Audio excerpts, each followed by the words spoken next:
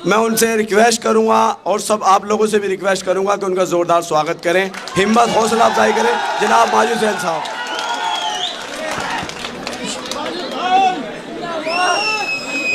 औज़ु बिल्लाहि मिनश शैतानिर रजीम, बिस्मिल्लाहिर रहमानिर रहीम। सहनशीं पे तशरीफ़ फरमा इज़्ज़त व माब आली जनाब इम्तियाज़ जलील साहब, सदर कुल्लन मजलिस इत्तेहादुल मुस्लिमीन रियासत महाराष्ट्र, मेरी बहन नूरीन फ़ातिमा साहिबा, महमूद भाई साहब,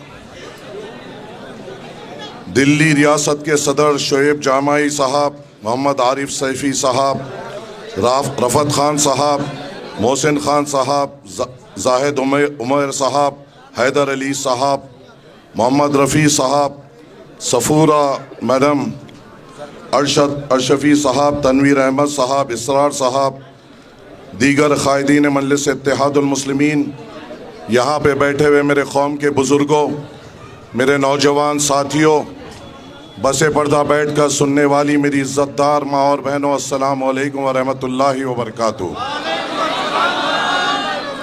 आज का जलसा एक इंतखाबी चुनावी जलसा है और चुनाव में हर एक सियासी जमात या पॉलिटिकल पार्टी को यह हक़ होता है कि वो आवाम के दरमियान में आए, अपनी बात रखे, ताकि आपकी जो ताकत, आपका वोट है वो हासिल कर सके। हर एक सियासी जमात अपनी अपनी बात लेकर आपके दरमियान में आती है।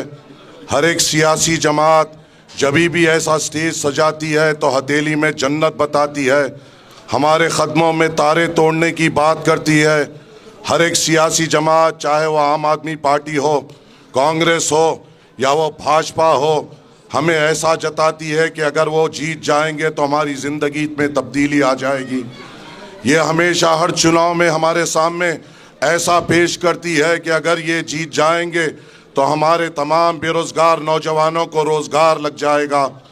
हर चुनाव जब आता है हमारे महल्ले जात में रौनक बढ़ जाती है और ये हमारे दर पर आकर भीख मांगते हैं कि तुम हमें वोट दे दो, हम तुम्हें रोज़गार देंगे, तुम हमें वोट दे दो, हम तुम्हारे महल्ले जात को अच्छा कर देंगे, तुम हमें वोट दे दो, हम तुम्हारे महल्लों में अच्छे अस्पताल खुलाएंगे, तुम हमें वोट दे दो, हम तुम्हें हमारे बच्चों के लिए अच्छे स्कूल देंगे।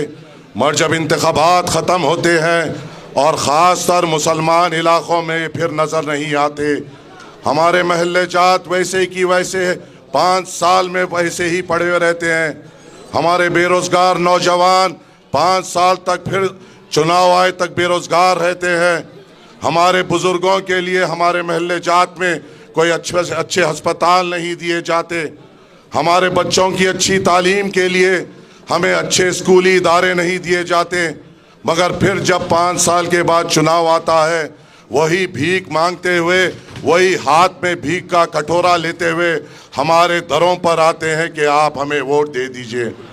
ये लोग कौन है? सालों से मैं यहाँ पर एक बात कहता हूँ, मेरे बुज़ुर्गों, मैं आपसे शुरू करता हूँ, आपके सामने बात रखते हुए आगे बढ़ता हूँ और फिर मैं बताता हूँ मजलिस हमारे लिए ज़रूरी क्यों है। मैं यहाँ पे बहसत एक नौजवान ठहरे हुआ हूँ। ऐ मेरे बुज़ुर्गों, ऐ मेरे इज़्ज़तदार बुज़ुर्गों, मुझे ये तो बता दो, क्या हमने कभी फ़िरक़ा परस्ती का साथ दिया? चाहे वो आपका आज जो मेरे बुज़ुर्ग है, चाहे वो आपका बचपना हो या आपकी जवानी हो, जब आपके भी बुज़ुर्ग मौजूद थे, हमेशा हमने सेकुलर जमातों को ताकत दी। हमने, क्या ये बात अगर मैं बोल रहा हूँ तो गलत है क्या कि वो हमारी ही वोट की भीख थी, वो मुसलमानों के ही वोट की भीख थी कि जवाहरलाल नेहरू प्रधानमंत्री बने? क्या ये बात गलत नहीं है मेरे बुज़ुर्गों कि वो मुसलमानों के वोट की ही भीख थी कि उनकी बेटी इंदिरा गांधी इस मुल्क की प्रधानमंत्री बनी? क्या ये मेरे बुज़ुर्गों, क्या ये बात सही नहीं है कि वह मुसलमानों के वोट की ही भीख थी कि उनका बेटा राजीव गांधी प्रधानमंत्री बना? क्या मैं गया ठहर कर गलत बोल रहा हूँ कि कि वो मुसलमानों के वोट की ही भीख थी कि पीवी नरसिम्हा राव हो, एचडी देवगौड़ा हो, आई.के. गुजराल हो या मनमोहन सिंह हो, सबको प्रधानमंत्री बनाने में मुसलमानों में आगे बढ़ चढ़कर इनको ताउन किया और इनको प्रधानमंत्री की कुर्सी पे बना बिठाया। मुसलमानों ने अपने वोटों की भीख से कई मुख्यमंत्री बनाए। आज का भी जो मुख्यमंत्री बने बैठे हुआ है वो मुसलमानों की भीख की देन है कि वो आज दिल्ली रियासत का मुख्यमंत्री बने हुआ है। क्या मैं गलत कह रहा हूं? तो मेरा सवाल मेरे बुजुर्गों आपसे ये है कि आपकी वोटों के भीख से जवाहरलाल नेहरू से लेकर अब तक तमाम सेकुलर जमातों के प्रधानमंत्री बने। आपके वोटों की भीख से कई सेकुलर नानिहाद सेकुलर जमातों के मुख्यमंत्री बने। उनकी जिंदगी तब्दील हो गई, उनके बच्चों का मुस्तकबिल बदल गया। हमारे महल्ले जात क्यों नहीं बदले? हमारे महल्ले जात वहीं के वहीं क्यों रहे? हमारे वोटों से इनकी पार्टी मुस्तकबिल के आगे बढ़ते गई और हमें हमेशा फरका परस्ती का सामना करना पड़ा, फिसाद का सामना हमको करना पड़ा। यतीम किसी के बच्चे हुए तो हमारे हुए, बेवा किसी की बहन हुई तो हमारी हुई, घर किसका उजड़ा तो हमारा उजड़ा, बेरोजगारी किसका मुकद्दर बनी? हमारा बनी। महल्ले जात जिसके महल्लों में धूल उड़ती है वो हमारी उड़ती है। सबसे ज्यादा जेल में कौन है? हम है। सबसे ज्यादा जिसकी इबादत गांव पे हमला होता है कौन है? वो हम है। वो सबसे ज्यादा कौन है जिसके दाढ़ी को पकड़ के मारा जाता है? वो हम है। वो सबसे ज्यादा कौन है जिसकी टोपी को हाथ से मारकर गिराकर उसको लहूलुहान किया जाता है? वो हम है। हर तरफ जुल्म हम पर होता है और जब वोट मांगने आते हैं ये सेकुलर जमातें हमें बीजेपी का खौफ बताते हुए ये कहते हैं कि तुम फिक्र मत करो, बीजेपी का मुकाबला हम करेंगे, तुम्हारी हिफाजत हम करेंगे। क्या इन्होंने कभी हमारी हिफाजत की? ये सवाल आपके सामने रखता हूं। मैं सिर्फ यहां पर आपके सामने हकीकत रखने आया हूं। ना मेरे तल्फाज पे थाली मारने की जरूरत है, ना मेरे अल्फाज पे कोई नारे देने की जरूरत है। अपने दिलों में टटोल लो कि आजादी से लेकर अब तक हमने किसको जिताया और जो जीते और जिसने उनको वोट दिया क्या उसने हमेशा हार का सामना नहीं करना पड़ा? हारे तो हम हैं। बेरोजगारी हमारा मुकद्दर है। अच्छे स्कूल हमारे महल्ले जात में नहीं है। अच्छे अस्पताल हमारे बुजुर्गों के लिए हमारे महल्ले जात में नहीं है। और जब इंतखाबात आता है ये नानिहाद सेकुलर जमातें ये जानते हैं। कान खोलकर सुन लो ऐ मेरे गयूर मुसलमानों, तुम्हारी हैसियत इन नानिहाद सेकुलर जमातों के सामने क्या है? इनकी ये जानते हैं कि तुम्हें रोजगार ना दो चलेगा, तुम्हें तुम्हारे महल्ले जात में तरक्की ना दो चलेगा, तुम्हारे इलाकों में मदर अस्पतालों की जरूरत नहीं है, तुम्हारे बुजुर्ग अगर तड़प तड़प कर गरीब मरता है तो मरने दो। अगर हमारे बच्चों को अच्छे स्कूल नहीं मिलते नहीं तो सही बस ये जानते हैं मुसलमान को स्कूल ना दो चलेगा, रोजगार ना दो चलेगा, इनकी इबादत गाहें टूटती है तो चलेगा, इनके मदरसों पे ताले लगते हैं तो चलेगा। जब भी चुनाव आए इनको सिर्फ बीजेपी के नाम से डराओ, ये बीजेपी को हराने की चक्कर में हमें जिताएंगे, ये तुम्हारी हैसियत इन सेकुलर जमातों के सामने है क्योंकि तुम इनके सामने उनका डर बता रहे हो। ऐ मेरी इज्जतदार माओ, मैं देख रहा हूं आप एक कसीर तादाद में यहाँ पे मौजूद है। ऐ मेरे बुजुर्गों, मैं देख रहा हूं आप यहाँ पर एक कसीर तादाद में मौजूद है। मैं जहां से आया हूं मेरी तालीम यह है दुनिया में जब तक रहो, सांस जब तक लियो, अगर डरो तो सिर्फ अल्लाह से डरो। ये कौन आ गए हैं? ये कौन आ गए हैं? ये कौन आ गए हैं जो मुसलमानों को आरएसएस, विश्व हिंदू परिषद और बीजेपी से डरा रहे हैं? क्या तुम इनसे डरोगे? क्या तुम इनसे डरोगे? क्या तुम इससे डरोगे? क्या हम छाता अपना चौड़ा कर कर इनसे मुकाबला करेंगे? इंशाअल्लाह ताला अगर हम एक हो जाए, कलमे की बुनियाद पर एक हो जाए और अपने दिल में अल्लाह का खौफ ले ले, तो ऐसे फिरौन और नमरूदों को तबाह और ताराश करेंगे इंशाअल्लाह ताला। ये हमारी तारीख है, ये हमारी तारीख है। और जब हम आकर आपसे बात करते हैं तो हम पर इल्जामात लगते हैं, हम पर तोहमतें लगते हैं। ऐ मेरे नौजवानों, मैं देखता हूं मेरे सदर को, अल्लाह ताला ने मुझे मौका दिया है उनके साथ कई सफरों में जाने का। बिहार में हमने फिरे हैं। ऐ हमें इल्जाम लगाने वालों, मैंने देखा है मेरे सदर को बुखार में तपते हुए अवाम को मुखातिब करते हुए। ऐ इल्जाम लगाने वालों, मैंने देखा है मेरे सदर को हजारों किलोमीटर का सफर करते हुए ताकि अवाम के सामने रख जाकर अपनी बात कर सके। मैंने देखा है अपने सदर को अपने घर में अपनी बड़ी बेटी की शादी छोड़कर तुम्हारे लिए, शरीयत के लिए लड़ते हुए पार्लियामेंट में। मैंने देखा है अपने सदर को आपके लिए हर तौर पे आवाज उठाते हुए। मैंने देखा है मेरे सदर को अखलाक के, जिसके घर में उनकी उसकी बीवी को ये बेवा कर दिया गया, उनके बच्चों को यतीम कर दिया गया, उनके आंसू पोंछते हुए। मैंने देखा है मेरे सदर को नजीब के लिए आवाज उठाते हुए।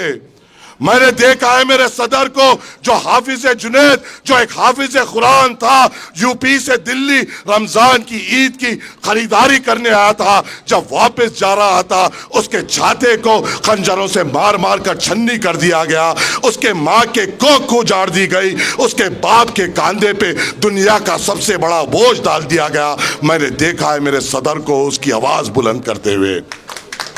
और ये सूरत से शक्ति कपूर दिखने वाले, हाँ, अब तू बोलेगा, अब तू असदुद्दीन अवैसी साहब के खिलाफ बोलेगा।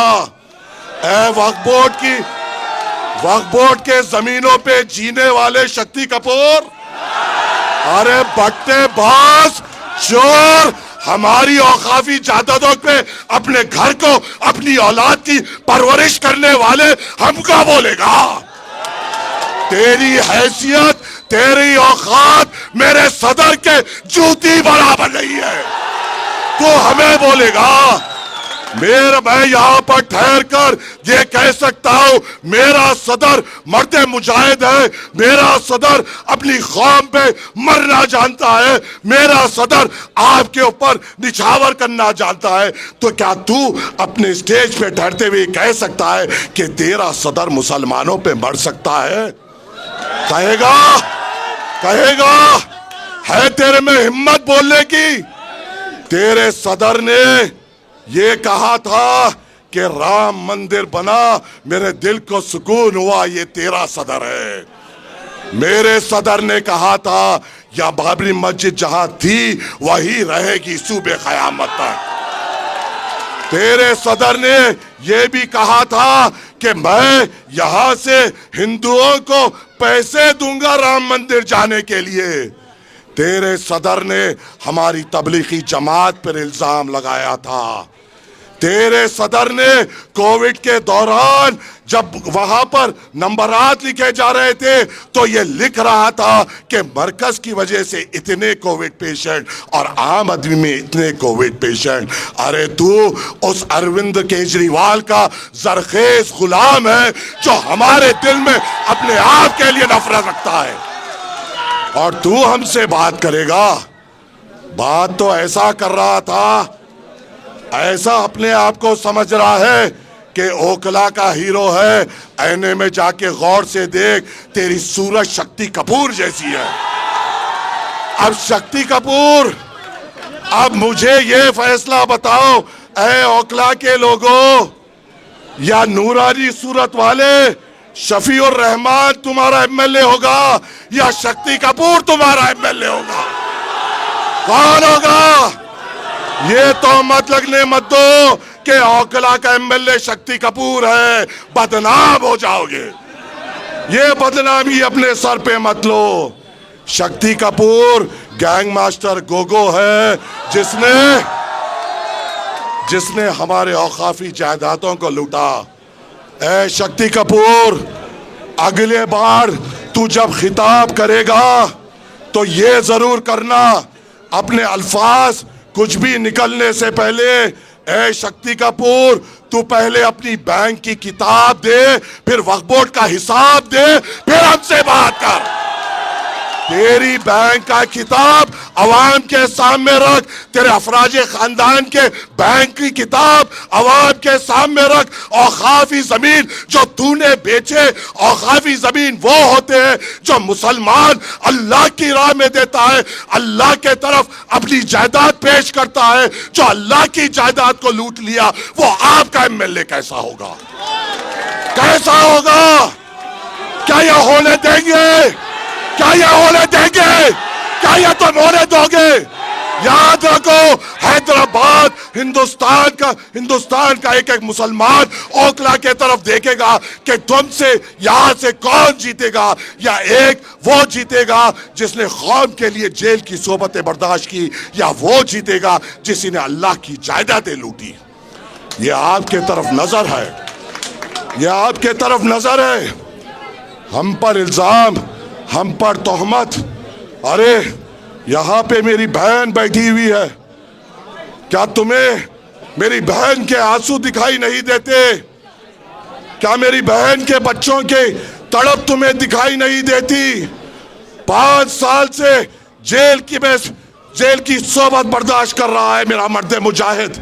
5 साल से अपने हाथों से अपने बच्चों को ठीक तरीके से गले नहीं लगा पाया। 5 साल से अपने शरीके हयात के साथ बैठकर अच्छी बात नहीं कर पाया। 5 साल से उन जेलों में, उन चार दीवारियों में बैठा है। किसके लिए? आपके लिए ही तो ना। क्या वो वक्फ बोर्ड के लिए अंदर गए थे? वो तो उसके लिए अंदर गए थे जब हमारे मुल्क में हमारी शिनाख्त को मिटाने की कोशिश की गई। आपकी शिनाख्त बचाने के लिए जिस शख्स ने कुर्बानी दी, उसकी बीवी यहाँ पर बैठी हुई है। क्या तुम्हें उनके आँख के आंसू दिखाई नहीं देते? क्या उनके बच्चों के दिल की तड़प दिखाई नहीं देती? और ये कहता है कि मुझे वोट दो। अरे तू 2 महीने में चोरी के इल्जाम में अंदर बाहर अंदर बाहर अंदर बाहर अंदर बाहर होने वाले डाकू, तू बोलेगा? अगर शफीकुर रहमान जेल से बाहर रहते, खुदा की कसम तेरी जमानत नहीं बच पाती इंशाअल्लाह ताला। मुझे यकीन है। ऐ ओखला के मुसलमानों, याद रखो इस मुल्क के हालात नाजुक है। दिल्ली में कई सीटें हैं, हम हर सीट पे मुकाबला नहीं कर रहे हैं, हम सिर्फ 2 सीट पे मुकाबला कर रहे हैं। मकसद क्या है? क्या हम 2 सीट से हुकूमत बना पाएंगे? क्या हम 2 सीट जीत जाएंगे तो क्या हमारा मिनिस्टर होगा? मकसद ये है कि 2 तो हो जो हमारी बात कर सके। मकसद ये है कोई तो हो जहां पे उठकर उस ऐवान असेंबली में मुसलमान लफ्ज इस्तेमाल कर सके। कोई तो हो जो ये कह सके कि मेरे मुसलमान नौजवानों का रोजगार के लिए क्या। कोई तो हो जो ये कह सके उन वक्त के हुक्मरानों के आंखों में आके डालकर मेरी इबादत गाहों पे आने की जुर्रत ना करना। कोई तो हो जो उस ऐवान असेंबली में ये कहे कि मेरे महल्ले की हिफाजत मेरी जिम्मेदारी है। कोई तो हो जो ये कहे कि मेरे महल्ले जात में हमारे बुजुर्गों के लिए अच्छे अस्पताल की जरूरत है। कोई तो हो जो ये कह सके कि हमारी खवातीनों के लिए अच्छे स्कूलों की जरूरत है। कौन है जो ये बोल सकता है? सब तो जरखेज गुलाम है।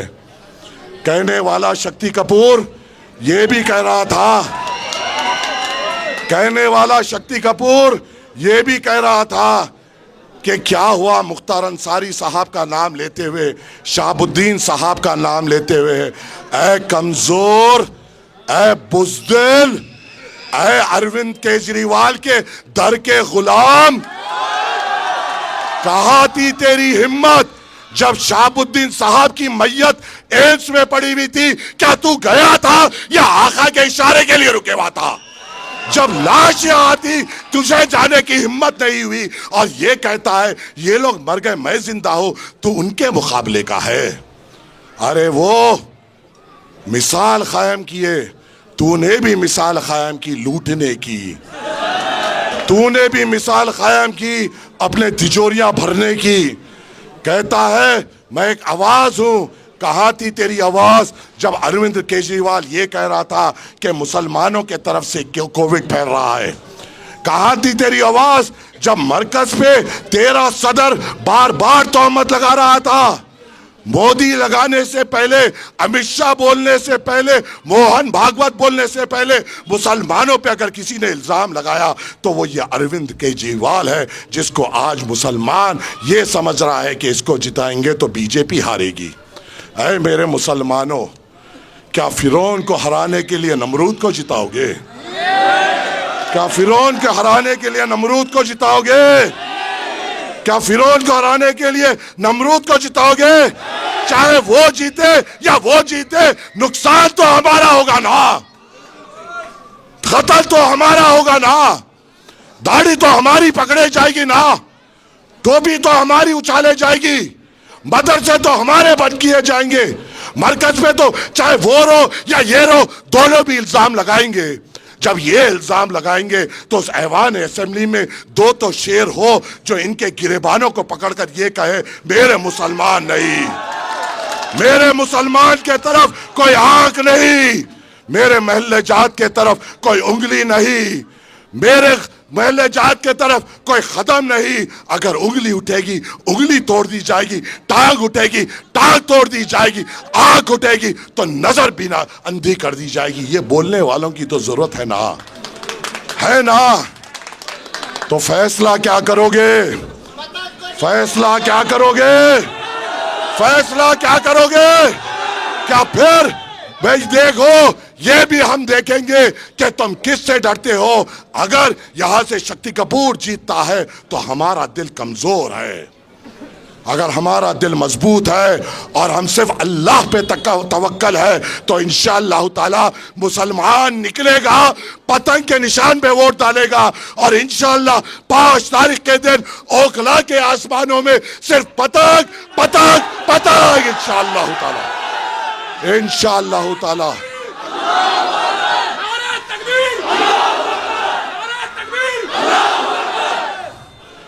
असदुद्दीन अवैसी साहब का पैगाम लेकर आया हूं, असदुद्दीन अवैसी साहब का झंडा लेकर आया हूं, असदुद्दीन अवैसी साहब का चेहरा लेकर आया हूं, उस आदमी की आवाज़ बुलंद करने की दरख्वास्त करने आया हूं जिसने उस ऐवान पार्लियामेंट में ठहर कर CA NRC का बिल फाड़ा था।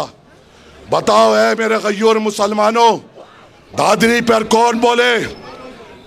आप मुझे बताइए, हर तरफ जहां भी फसादात होते हैं या कोई भी किस्म के हम पर जुल्म होते हैं, कौन बोलते हैं? सिवाय मजलिस इत्तेहादुल मुस्लिमीन के कौन बोलता है मेरे भाई? और जब हम यहाँ पर आते हैं तो ये कहते हैं अरे इनको मत देखो न तो बीजेपी जीत जाएगी। अगर बीजेपी का डराने का दम है तो तू दम रख, दम रख। और मजलिस इत्तेहादुल मुस्लिमीन आपकी अपनी जमात है, आपकी अपनी ताकत है और इसको ताकतवर करना, मजलिस इत्तेहादुल मुस्लिमीन को मजबूत करना आपकी जिम्मेदारी है। उम्मीद ये करता हूँ कि आप मजलिस इत्तेहादुल मुस्लिमीन को कामयाब करेंगे।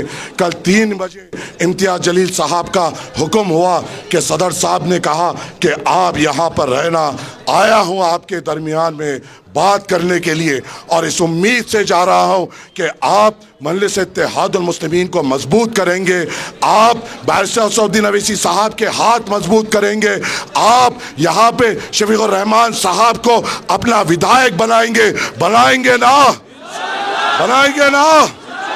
तो ऐद करो और नारा दो, नारे तकबीर, नारे तकबीर, नारे तकबीर। मजलिस इत्तेहादुल मुस्लिमीन, मजलिस इत्तेहादुल मुस्लिमीन, मजलिस इत्तेहादुल मुस्लिमीन। शफीकुर रहमान, शफीकुर रहमान, शफीकुर रहमान। इंशाअल्लाह 5 तारीख के दिन आसमानों में पतंग पतंग पतंग। बहुत खूब।